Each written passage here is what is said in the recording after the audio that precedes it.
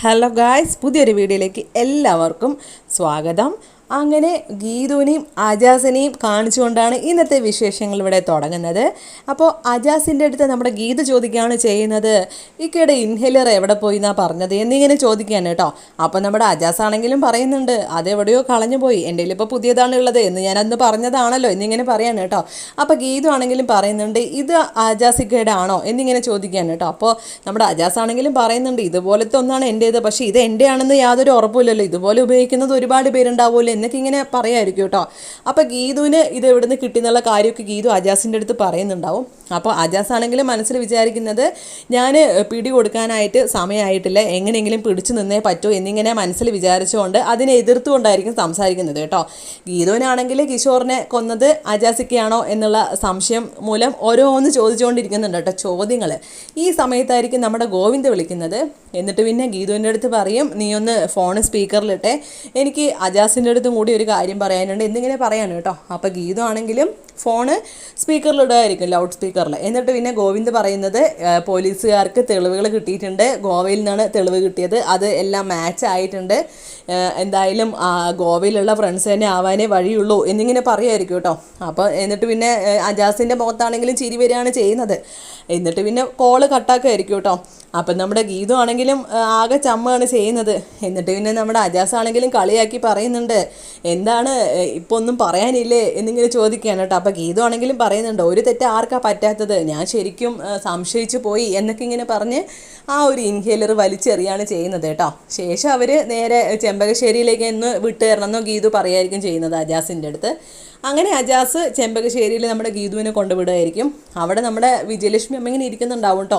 അപ്പോൾ ഗീതു വേഗം ചെന്ന് കെട്ടിപ്പിടിക്കുകയാണ് കേട്ടോ നമ്മുടെ വിജയലക്ഷ്മി അമ്മയെ. എന്നിട്ട് പിന്നെ ഇങ്ങനെ സംസാരിക്കുകയായിരിക്കും. അപ്പോൾ വിജയലക്ഷ്മി അമ്മയാണെങ്കിലും രഞ്ജുവിൻ്റെ കാര്യങ്ങളൊക്കെ ഇങ്ങനെ പറയാണ് കേട്ടോ. അവൾ പ്രഗ്നൻ്റ് ആവാനാണ് ശ്രമിച്ചുകൊണ്ടിരിക്കുന്നത്, ധ്യാനെ പറ്റിച്ചുകൊണ്ടിരിക്കുകയാണ്, അവൾ ആ പിൽസൊന്നും കഴിക്കുന്നില്ല എന്നൊക്കെ ഇങ്ങനെ പറയായിരിക്കും കേട്ടോ. അപ്പം നമ്മുടെ ഗീതു ആണെങ്കിലും പറയുന്നുണ്ട്, അവർ ശ്രദ്ധിക്കുമായിരിക്കും അമ്മ ഇങ്ങനെ ടെൻഷൻ ആവണ്ട എന്നൊക്കെ ഇങ്ങനെ പറയാണ് കേട്ടോ. അപ്പോൾ വിജയലക്ഷ്മി അമ്മയാണെങ്കിലും ഭയങ്കര ടെൻഷനിലായിരിക്കും. എന്നിട്ട് വിജയലക്ഷ്മി അമ്മ പറയാണ് ചെയ്യുന്നത്, അവൾ ഗുളിക കഴിക്കാൻ ഭയങ്കര മടിച്ചാണ്, ഇത് അത്രയ്ക്ക് സീരിയസ് ആയിട്ടുള്ള അസുഖം എന്ന് പറഞ്ഞുകൊണ്ടാണ് അവളുടെ ക്യാൻസറിനുള്ള മരുന്ന് അനീമിക്കാണെന്ന് വിചാരിച്ച് അവൾ കഴിച്ചുകൊണ്ടിരിക്കുന്നത്.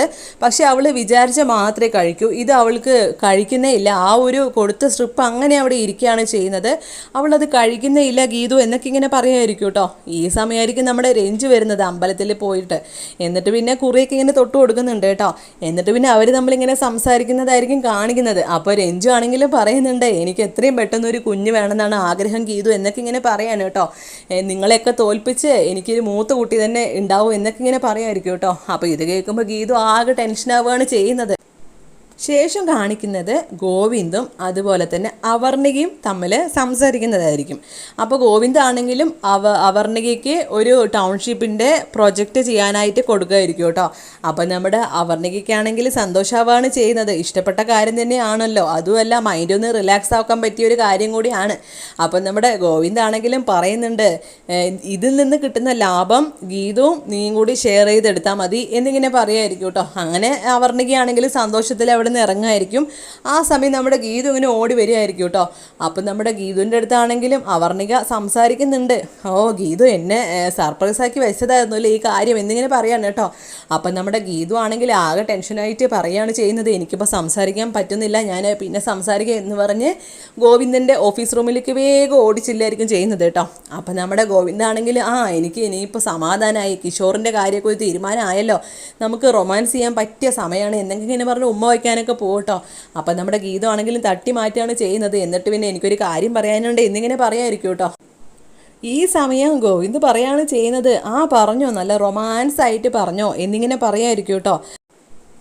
ഈ സമയം ഗീതു രഞ്ജുവിന് ഒരു കുഞ്ഞ് എത്രയും പെട്ടെന്ന് വേണമെന്നുള്ള രഞ്ജുവിൻ്റെ ആഗ്രഹം ഇങ്ങനെ പറയുമായിരിക്കും കേട്ടോ.